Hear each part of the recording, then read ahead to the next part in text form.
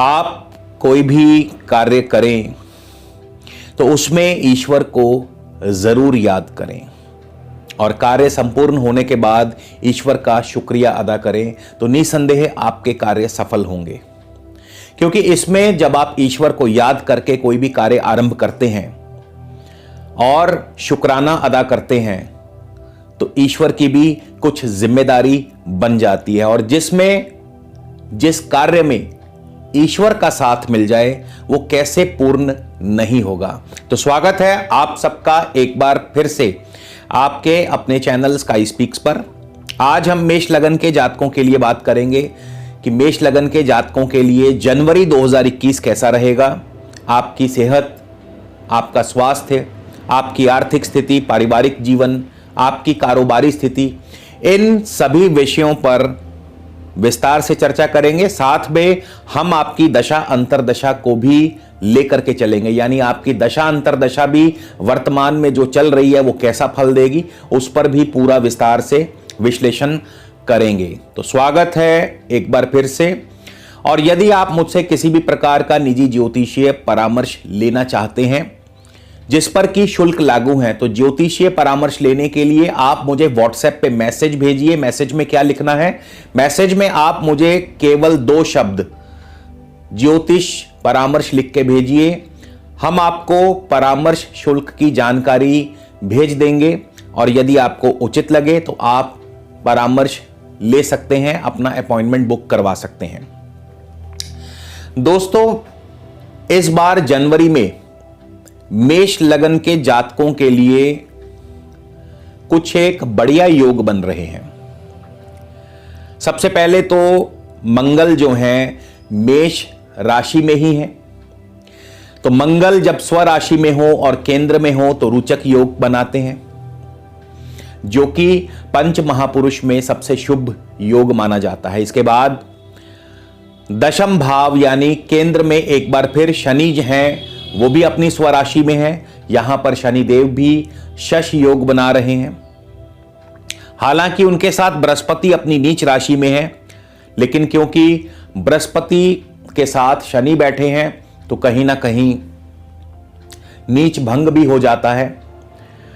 और इसके अलावा भी इस महीने मकर राशि में चतुर्ग्रही योग बनने जा रहा है, जिसका निसंदेह आपको आपकी दशा अंतरदशा के मुताबिक फल अवश्य मिलेगा। तो शुरुआत करते हैं सबसे पहले राशि स्वामी मंगल से कि मंगल आपको कैसा फल देंगे। अगर आपको मंगल की ही इस समय वर्तमान में दशा अंतरदशा चल रही है तो आपको यह फल और ज्यादा नजदीक लगेंगे, यानी ये फल और ज्यादा अनुभव में आएंगे। मंगल 1 जनवरी से ही अपनी स्वराशि मेष राशि में है। मंगल अश्वनी के नक्षत्र में है, जिसके स्वामी केतु हैं, और केतु अष्टम भाव में चल रहे हैं। अब आप कहेंगे कि ये तो रोचक योग बन रहा है, लेकिन मंगल क्योंकि अश्वनी नक्षत्र में है, केतु के नक्षत्र में है, केतु अग्नि ग्रह, विस्फोटक ग्रह अष्टम स्थान में है, जो कि आपकी सेहत और स्वास्थ्य को नुकसान पहुंचा सकते हैं, जो कि चोट और दुर्घटना का योग बना देते हैं, जो कि धन हानि का योग बना देते हैं, जो कि कारोबार में आपको नुकसान पहुंचा सकते हैं, जो कि किसी वाद विवाद में आपको फंसा सकते हैं, जो कि पिता पक्ष से आपको कोई ना कोई चिंता परेशानी दे सकते हैं। अब कहां गया रोचक योग? दरअसल दोस्तों, कोई भी योग तभी अपना पूर्ण शुभ फल देगा जब उसका नक्षत्र स्वामी भी, उस ग्रह का नक्षत्र स्वामी भी शुभ अवस्था में होगा, वरना वो योग निष्फल चला जाएगा। तो मेष लगन, मेष राशि के जातकों को, और खास करके जिनको मंगल की दशा अंतरदशा चल रही है, उनको अभी साल के शुरुआत में सतर्क रहना होगा, क्योंकि मंगल अश्वनी नक्षत्र में, केतु के नक्षत्र में है और केतु जो है अष्टम स्थान में है। स्वभाव में आपके गुस्सा क्रोध बना रहेगा। आपको अपने गुस्से पर काबू रखना होगा और आपको किसी भी प्रकार के वाद विवाद में नहीं पड़ना है। आपको हर उस वाद विवाद से दूर रहना है।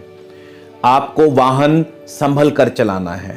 तो बहुत सारी एहतियात आपको बरतनी होंगी क्योंकि अभी समय अनुकूल नहीं चल रहा। 22 जनवरी को मंगल भरणी नक्षत्र में प्रवेश करेंगे और भरणी नक्षत्र के स्वामी शुक्र हैं। शुक्र होंगे नवम भाव में, भाग्य भाव में। और शुक्र नवम भाव में सबसे पहले तो भाग्य की वृद्धि करते हैं। नवम भाव में शुक्र, अब शुक्र जो है ये कला और सौंदर्य के कारक ग्रह माने गए हैं।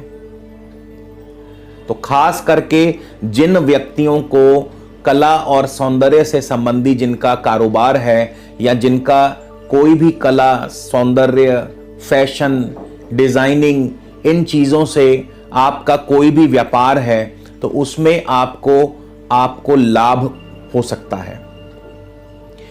इंपोर्ट एक्सपोर्ट से यदि ये कारोबार जुड़ा है तो उसमें आपको उत्तम धन लाभ हो सकता है। यानी import export, travel and tourism, विदेशी व्यापार से आपको लाभ करवाएंगे। भाग्य की वृद्धि करेंगे नवम भाव में, क्योंकि मंगल शुक्र के नक्षत्र में है और शुक्र नवम भाव में है। शुक्र धन भाव के स्वामी भी हैं, इसीलिए आर्थिक धन लाभ अच्छा होगा। परिवार में, कुटुंब में सुखद फल, सुखद माहौल बना रहेगा, क्योंकि शुक्र सप्तम भाव के भी स्वामी हैं। तो कारोबार की वृद्धि करते हैं, खास करके विदेशी कारोबार, विदेशों से व्यापार आपको मिलेगा। फॉरेन अफेयर्स आपके और मजबूत होंगे। हां, कहीं कहीं आपको थोड़ी बहुत विरोधियों से परेशानी आ सकती है। यात्रा में भी कहीं ना कहीं परेशानी आ सकती है। लेकिन मंगल जैसे ही भरणी नक्षत्र में प्रवेश करेंगे तो एकदम स्थितियां बदल जाएंगी, क्योंकि केतु के नक्षत्र से निकल के मंगल शुक्र के नक्षत्र में प्रवेश कर जाएंगे। शुक्र यहां पर आपके धन और सप्तम भाव के स्वामी हैं। पारिवारिक सुख को बढ़ाते हैं, कारोबार को बढ़ाते हैं, भाग्य की वृद्धि करते हैं, विदेशों से धन दिलवाते हैं, विदेशी व्यापार को बढ़ाते हैं। इसके बाद राहु की बात करते हैं। राहु आपके धन भाव में बैठे हैं और जाहिर है धन भाव में राहु धन हानि ही करेंगे, क्योंकि नैसर्गिक रूप से राहु जो हैं क्रूर ग्रह, पाप ग्रह माने गए हैं। लेकिन क्या राहु जो कि अभी लंबे समय तक वृषभ राशि में ही रहेंगे, तो क्या मेष लगन वालों को हमेशा धन हानि करते रहेंगे? ऐसा नहीं है। राहु भी अपने नक्षत्र और उप नक्षत्र में परिवर्तित होंगे। जब जब राहु अपने उप नक्षत्र को बदलेंगे तब तब उसके फल में भिन्नता आएगी। तो यदि आपको वर्तमान में राहु की दशा अंतरदशा चल रही है तो 1 जनवरी से लेकर 14 जनवरी तक राहु अपने स्वयं के ही उप नक्षत्र में है। तो ये जो समय होगा 1 जनवरी से 14 जनवरी का, ये आपको परिवार में, कुटुंब में कहीं ना कहीं चिंता, तनाव पैदा करता है। कहीं ना कहीं परिवार में दुखद माहौल पैदा करता है। ये उनके लिए जिनको राहु की दशा अंतरदशा चल रही है। देखिए, मेरा राशिफल थोड़ा सा बाकियों से अलग रहता है, तो मेरे राशिफल जो मैं बताता हूं उसमें दशा अंतरदशा का अवश्य ध्यान रखें। राहु 14 जनवरी तक धन हानि करवा सकते हैं, पैसा रुक रुक करके आएगा, परिवार में कोई ना कोई तनाव की स्थिति होगी। 14 जनवरी को राहु मंगल के ही उप नक्षत्र में प्रवेश करेंगे। मंगल आपके लगन में है और अष्टम भाव के स्वामी है मंगल। अब यहां पे राहु जब मंगल के उपनक्षत्र में प्रवेश करेंगे तो स्वभाव में क्रोध, गुस्सा बढ़ेगा। हालांकि एनर्जी लेवल भी बहुत हाई होगा। कोशिशों में, कार्यों में, प्रयत्नों में सफलता दिलाते हैं, लेकिन आपको अपने गुस्से पर अंकुश रखना होगा। आपको बहुत जल्दी से डिसीजन नहीं लेने हैं। आपको अपने डिसीजंस बहुत सोच समझ के लेने हैं। और साथ ही क्योंकि मंगल अष्टमेश भी हैं तो कहीं ना कहीं सेहत स्वास्थ्य का नुकसान करते हैं, धन हानि भी करते हैं, कारोबार में भी नुकसान हो सकता है। वाद विवाद से भी आपको दूर रहना होगा और दुर्घटना, चोट आदि का भय भी बना रहेगा। इसके पश्चात राहु 29 जनवरी को सूर्य के उप नक्षत्र में प्रवेश करेंगे। सूर्य उस समय दशम भाव में होंगे और सूर्य पंचम भाव के स्वामी बनते हैं। पंचमेश होकर के सूर्य दशम भाव में गए हैं, यानी संतान की वृद्धि, संतान की नौकरी में तरक्की, आपके कारोबार में आपकी तरक्की, नौकरी में तरक्की आपकी, हर तरफ से आपको मान सम्मान, पद प्रतिष्ठा की वृद्धि होगी, कार्यों में सफलता हासिल होगी, कोशिशों में सफलता हासिल होगी और राजनीतिक व सामाजिक क्षेत्रों से लाभ मिलेगा और खास करके सरकारी कार्यों से आपको लाभ होगा। अभी तक जो राहु आपको नेगेटिव रिजल्ट्स दे रहे थे, 29 जनवरी को जैसे ही सूर्य के उप नक्षत्र में प्रवेश करेंगे तो राहु के रिजल्ट्स जो हैं पॉजिटिव हो जाएंगे। लेकिन जिनको राहु की दशा अंतर्दशा चल रही है उनको ये फल ज्यादा अनुभव में आएंगे अन्यों के मुकाबले। चंद्रमा की बात कर ली जाए, चंद्रमा बहुत ज्यादा तेज गति के ग्रह हैं, हर रोज अपना नक्षत्र बदलते हैं। तो वैसे तो चंद्रमा का जो फल है रोज देखने के लिए आप मेरा दैनिक राशिफल देख सकते हैं, क्योंकि यहां संभव नहीं कि मैं आपको 30 दिनों का फलादेश फटाफट बता दूं। लेकिन क्योंकि चंद्रमा चतुर्थ भाव के स्वामी हैं और इस बार चंद्रमा के चतुर्थ भाव पर 4 ग्रहों की दृष्टि होगी, तो जाहिर है आपको यदि इस समय चंद्रमा की ही दशा अंतर्दशा चल रही है मेष लगन वालों को, तो आपके लिए भूमि, भवन, वाहन, कृषि और शिक्षा, इन 5 क्षेत्रों में आपको लाभ होगा। नई भूमि का योग बन सकता है, नई जायदाद का योग बन सकता है, नए वाहन का योग बन सकता है, या इन क्षेत्रों में यदि आप व्यापार करते हैं तो लाभ होगा। इसके अलावा पढ़ाई में, शिक्षा में आप अग्रणी रहेंगे, अव्वल रहेंगे। लेकिन कहीं ना कहीं संतान पक्ष की चिंता अवश्य बनी रहेगी। अब हम बात करेंगे केतु की। केतु भी लगभग राहु जैसा ही फल देंगे। जो फल राहु ने दिया वही फल केतु देंगे, क्योंकि केतु भी 1 जनवरी से लेकर 14 जनवरी तक राहु के उपनक्षत्र में होंगे। 14 जनवरी को केतु भी मंगल के उपनक्षत्र में आ जाएंगे और उसके पश्चात 29 को केतु चंद्रमा के उपनक्षत्र में होंगे। यहां पर फल थोड़ा सा भिन्न होगा। तो क्योंकि केतु चंद्रमा के उपनक्षत्र में होंगे और अगर अब ये फल उनको जिनको केतु की दशा अंतर्दशा चल रही है, ये उनके लिए तो पहले 29 दिन तो केतु राहु की भांति फल देंगे। 29 जनवरी को केतु चंद्रमा के उपनक्षत्र में होंगे।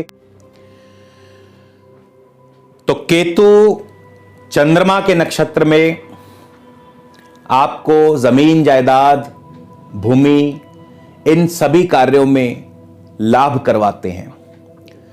पढ़ाई में, शिक्षा में आप सफल होंगे, पढ़ाई में मन लगेगा। हालांकि केतु स्वयं अष्टम भाव में है, लेकिन चंद्रमा के नक्षत्र में है। चंद्रमा जो है चतुर्थ भाव के स्वामी है, तो जाहिर है जमीन, जायदाद, शिक्षा, इन सभी क्षेत्रों से आपको लाभ होगा और परिवार में भी खुशी का माहौल बना रहेगा। परिवार में तनाव दूर होंगे। शुक्र की बात कर लें। शुक्र जो है महीने के शुरुआत में 1 जनवरी को वृश्चिक राशि अष्टम स्थान में होंगे। 4 जनवरी को शुक्र धनु राशि नवम भाव में और 28 जनवरी को शुक्र दशम भाव में प्रवेश कर जाएंगे मकर राशि में। और इस दौरान शुक्र जिन जिन नक्षत्रों से होकर के गुजरेंगे वैसा ही फल आपको प्रदान करेंगे। तो 1 जनवरी को शुक्र जो हैं ज्येष्ठा नक्षत्र में होंगे, जिसके स्वामी बुध हैं, और बुध भी महीने के शुरुआत में नवम भाव में है। बुध तृतीय और छठे भाव के स्वामी भी हैं। तो जाहिर है जिनको भी इस समय शुक्र की दशा अंतरदशा चल रही है, यानी यदि आपको शुक्र की दशा अंतरदशा वर्तमान में चल रही है तो आपको यात्रा आदि के योग बना सकते हैं। यात्रा के योग बनते हैं। नौकरी में आपका दबदबा कायम रहेगा, बॉस खुश रहेंगे, यानी नौकरी पेशा व्यक्तियों के लिए समय ठीक रहेगा, समय पर कार्य संपन्न होंगे। लेकिन यदि आप व्यापार में हैं तो क्योंकि बुध अभी नवम भाव में है जो कि दशम से 12वां पड़ता है, तो व्यापार अभी धीमा चलेगा, व्यापार अभी कम गति से चलेगा, व्यापार में मुनाफा कम होगा या व्यापार के परिवर्तन के योग बन सकते हैं, व्यापार में परिवर्तन हो सकता है, पिता पक्ष से लाभ होगा। इसके बाद शुक्र 4 जनवरी को मूल नक्षत्र यानी केतु के नक्षत्र में होंगे। केतु अष्टम स्थान में है और मंगल की राशि में है, मंगल लगन भाव में है। तो जाहिर है स्वभाव में क्रोध बना रहेगा, गुस्सा, कार्यों में विघ्न और बाधाएं पैदा होंगी। जल्दबाजी में किए गए निर्णय आपको नुकसान दे सकते हैं। वाद विवाद से दूर रहें, वाहन संभल कर चलाएं, स्वास्थ्य का ध्यान रखें। क्यों? क्योंकि मंगल और केतु, खास करके केतु अष्टम स्थान में है और शुक्र केतु के नक्षत्र में है। तो केतु अष्टम भाव का फल देंगे जो कि शुभ नहीं होगा। इसके बाद 14 जनवरी को शुक्र जो हैं पूर्वाषाढ़ा नक्षत्र में प्रवेश करेंगे जो कि शुक्र का अपना ही नक्षत्र है। अब यहां पे शुक्र हालांकि नवम भाव में है लेकिन यहां पे विदेशों से व्यापार दिलवाएंगे। यदि आप विदेशी व्यापार से जुड़े हैं तो आपका व्यापार अब बढ़ेगा। यदि आप कला से जुड़े हैं, यदि आप फैशन से जुड़े हैं तो इन क्षेत्रों से लाभ होगा। यदि आप ट्रैवल एंड टूरिज्म से जुड़े हैं तो इन क्षेत्रों से लाभ होगा। शुक्र जो है धन भाव के भी स्वामी हैं तो आर्थिक लाभ होगा आम कारोबार में भी। शुक्र सप्तम भाव के भी स्वामी हैं, कारोबार की वृद्धि करते हैं। पारिवारिक जीवन बढ़िया यानी गृहस्थ जीवन बढ़िया रहेगा। पार्टनर के साथ तालमेल अच्छा रहेगा। कोई नया कारोबार, कोई नया प्रोजेक्ट मिलने की संभावना। लेकिन कुछ एक लोगों को परिवर्तन भी देखना पड़ सकता है, स्थान परिवर्तन या फिर नौकरी में परिवर्तन या फिर कारोबार में परिवर्तन की स्थिति भी आ सकती है। शुक्र 25 जनवरी को उत्तराषाढ़ा नक्षत्र में होंगे, सूर्य के नक्षत्र में होंगे। सूर्य भी उस समय दशम भाव में होंगे और पंचम स्थान के स्वामी हैं, यानी संतान की वृद्धि करते हैं। लव लाइफ बढ़िया रहेगी। शेयर मार्केट से उत्तम धन लाभ, नौकरी व कारोबार में तरक्की, राजनीतिक सामाजिक क्षेत्रों से लाभ होगा, सरकारी कार्यों से लाभ होगा, सरकारी अफसरों से लाभ होगा, मान सम्मान की प्राप्ति होगी। ये जब शुक्र जो हैं 25 तारीख को उत्तराषाढ़ा नक्षत्र में प्रवेश करेंगे तो पूरा महीना जिनको शुक्र की दशा अंतरदशा है उनको इस प्रकार के फल प्राप्त होंगे। अब हम बुध की बात कर लें। बुध भी नवम भाव में होंगे। 5 जनवरी को बुध मकर राशि में, 25 जनवरी को बुध कुंभ राशि में चले जाएंगे। लेकिन बुध भी पूरा महीना अपने नक्षत्र के अनुसार ही फल देंगे। तो महीने के शुरुआत में बुध जो है उत्तराषाढ़ा नक्षत्र में होंगे, जो कि सूर्य का नक्षत्र है, और महीने के शुरुआत में सूर्य भी उस समय अभी नवम भाव में ही चल रहे होंगे। तो जिनको भी बुध की दशा अंतरदशा है, ये फल उनके लिए बता रहा हूं। तो महीने का शुरुआत थोड़ा धीमा हो सकता है। हालांकि सरकारी कार्यों में बड़े अफसरों से लाभ होगा, पिता पक्ष से लाभ होगा, इंपोर्ट एक्सपोर्ट से लाभ होगा, लेकिन आम कारोबार में उतना मुनाफा नहीं होगा। संतान की वृद्धि हो सकती है, संतान से लाभ हो सकता है, संतान को लाभ हो सकता है, लव लाइफ बढ़िया चलेगी, शेयर मार्केट ठीक ठाक रहेगी। उसके पश्चात 11 जनवरी को बुध जो हैं श्रवण नक्षत्र में प्रवेश करेंगे, जिसके स्वामी चंद्रमा है, और चंद्रमा चतुर्थ भाव के स्वामी है। भूमि, भवन, वाहन, कृषि, शिक्षा, इन सभी क्षेत्रों से आपको लाभ होगा। बुध स्वयं भी उस समय तक दशम भाव में चले जाएंगे। नौकरी व कारोबार में तरक्की दिलाते हैं, खास करके व्यापारी वर्ग के लिए बहुत ही बढ़िया रहेगा। व्यापार की वृद्धि होगी और कारोबार, नौकरी में तरक्की होगी। बुध तृतीय और छठे भाव के भी स्वामी है। आर्थिक लाभ बढ़िया होगा, यात्रा आदि से लाभ होगा, भाई बंधुओं से लाभ होगा, media, social media, telephone, telecommunications, इन सभी क्षेत्रों से लाभ होगा। तो 19 जनवरी को बुध जो है धनिष्ठा नक्षत्र यानी मंगल के नक्षत्र में प्रवेश करेंगे, और मंगल लगन में होंगे, अष्टम के स्वामी हैं। लगन में मंगल मान सम्मान की वृद्धि करते हैं, पद प्रतिष्ठा की वृद्धि करते हैं, लेकिन स्वभाव में गुस्सा, एग्रेसिवनेस, जल्दबाजी, और जल्दबाजी में लिए गए निर्णय हमेशा गलत साबित होते हैं। मंगल अष्टमेश भी हैं, तो जाहिर है स्वास्थ्य का ध्यान रखना होगा। कारोबार में हानि करवा सकते हैं, धन हानि के योग बना सकते हैं, बाधाएं पैदा करते हैं। वाद विवाद से दूर रहिए, वाहन संभल कर चलाइए। तो वो सभी सावधानियां आपको बरतनी होगी, क्योंकि मंगल अष्टमेश भी हैं और मंगल की दृष्टि भी रहेगी अष्टम भाव पर, तो अष्टम भाव के फल की और ज्यादा वृद्धि भी कर देंगे। सूर्य की बात करें तो जिनको सूर्य की दशा अंतरदशा है वर्तमान में, मेष लगन के जातकों को, उनके लिए क्या फल रहेगा। सूर्य भी महीने के शुरुआत यानी 1 जनवरी से पूर्वाषाढ़ा नक्षत्र में होंगे, और पूर्वाषाढ़ा नक्षत्र के स्वामी हैं शुक्र। अब ये फल उनके लिए जिनको शुक्र की दशा अंतरदशा, और माफ कीजिए, जिनको सूर्य की दशा अंतरदशा वर्तमान में, ये फल उनके लिए, क्योंकि मेष लगन के बहुत से जातक है, लेकिन दशा अंतरदशा सबकी अलग अलग चल रही है। सबको अपनी दशा अंतरदशा के अनुसार ही फल मिलेगा। तो अगर आपको सूर्य की ही दशा अंतरदशा है तो 1 जनवरी को शुक्र के नक्षत्र में होंगे, शुक्र अष्टम भाव में। परिवार में तनाव का माहौल बनेगा, पार्टनर के साथ अनबन हो सकती है, या पार्टनर की सेहत व स्वास्थ्य को लेकर के चिंता। शुक्र द्वितीय और सप्तमेश भी हैं, मार्केश भी हैं, तो स्वास्थ्य का ध्यान रखें, सतर्क रहें और वाहन संभल कर चलाएं, क्योंकि शुक्र अष्टम भाव में होंगे, लेकिन बहुत कम समय के लिए, क्योंकि 10 जनवरी को सूर्य अपने ही नक्षत्र में प्रवेश कर जाएंगे उत्तराषाढ़ा, और सूर्य पहले तो 4 दिन नवम भाव में रहेंगे, यानी बड़े अफसरों से मेल मिलाप, बड़े अफसरों से लाभ, भाग्य की वृद्धि करते हैं, संतान से लाभ करवाते हैं। फिर उसके बाद 14 से लेकर 14 तारीख को सूर्य दशम भाव में प्रवेश करेंगे, जो कि मान, पद, प्रतिष्ठा की वृद्धि, कारोबार में, नौकरी में तरक्की, राजनीतिक सामाजिक क्षेत्रों से लाभ, सरकारी अफसरों से लाभ, सरकारी कार्यालयों से, सरकार से लाभ, ये सब फल आपको प्राप्त करवाते हैं।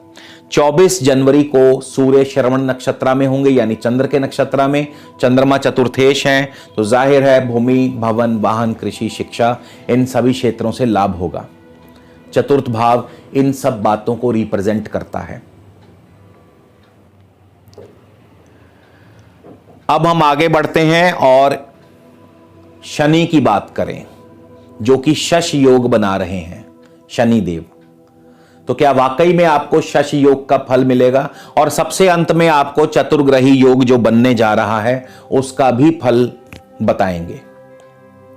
तो शनि महीने के शुरुआत में ही केतु के उपनक्षत्र में होंगे, लेकिन केवल 2 दिन के लिए, यानी 1 जनवरी और 2 जनवरी, केवल 2 दिन के लिए शनि देव जो हैं केतु के उपनक्षत्र में होंगे। तो सेहत का ध्यान रखें, क्योंकि केतु अष्टम भाव में है, बाधाएं पैदा करेंगे।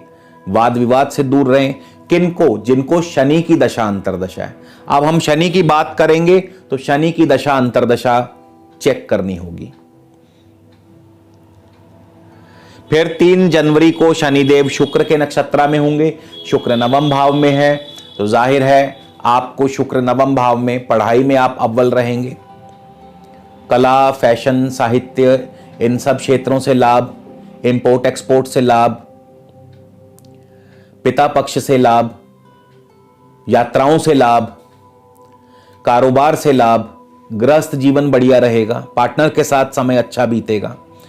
विरोधी थोड़ा बहुत परेशानी दे सकते हैं, कोई नया प्रोजेक्ट मिल सकता है, कोई नया कारोबार मिल सकता है। शनि 31 जनवरी को चंद्र के उपनक्षत्र में होंगे और चंद्र देव जो हैं चतुर्थ भाव के स्वामी हैं, और शनि भी दशम और एकादश भाव के स्वामी हैं। तो भूमि, जायदाद, कृषि, शिक्षा, इन सब से लाभ होगा। वाहन आदि कार्यों से लाभ होगा। नया वाहन मिल सकता है, नई भूमि का योग बन सकता है, मित्रों से मेल मिलाप होगा, बड़े भाई बंधुओं से लाभ होगा, बैंकिंग, फाइनेंस, इन सभी क्षेत्रों से आपको लाभ होगा।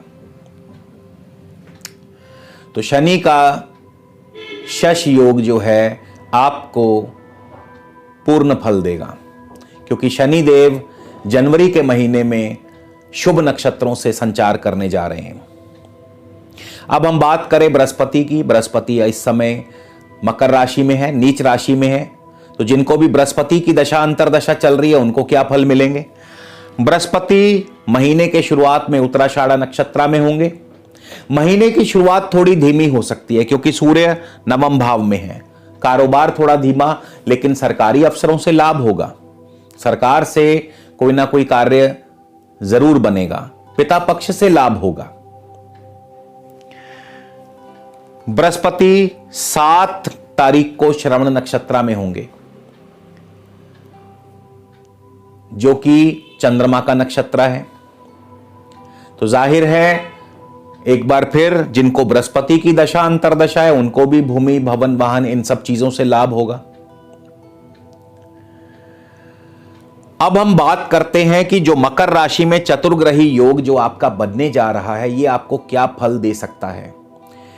देखिए, दशा अंतर्दशा को यदि हम एक साइड पे कर दें तो ये सभी ग्रह जो हैं नवम से दशम में परिवर्तित हो रहे हैं, भाग्य से कर्म में परिवर्तित हो रहे हैं। सूर्य भी भाग्य से कर्म में आएंगे, बुध भी भाग्य से कर्म में आएंगे, शुक्र भी भाग्य से कर्म में आएंगे। तो ये एक बड़े परिवर्तन का संकेत भी है। ये परिवर्तन आपके जीवन में बड़े या छोटे स्तर का हो सकता है, लेकिन परिवर्तन होगा जरूर। हो सकता है नौकरी में परिवर्तन, हो सकता है कारोबार में परिवर्तन, हो सकता है स्थान में परिवर्तन, लेकिन यह परिवर्तन अच्छे के लिए होगा, क्योंकि सभी ग्रह, 4 ग्रह जो हैं कर्म भाव में इकट्ठे होने जा रहे हैं। कर्म की वृद्धि करते हैं। कर्म की वृद्धि यानी आपके पुरुषार्थ की वृद्धि, कारोबार की वृद्धि, नौकरी की वृद्धि, नौकरी में तरक्की, क्योंकि सभी ग्रह दशम भाव में, मान सम्मान की वृद्धि। यदि आप राजनीति में जुड़े हैं तो वहां परिवर्तन हो सकता है, आप पार्टी बदल लें।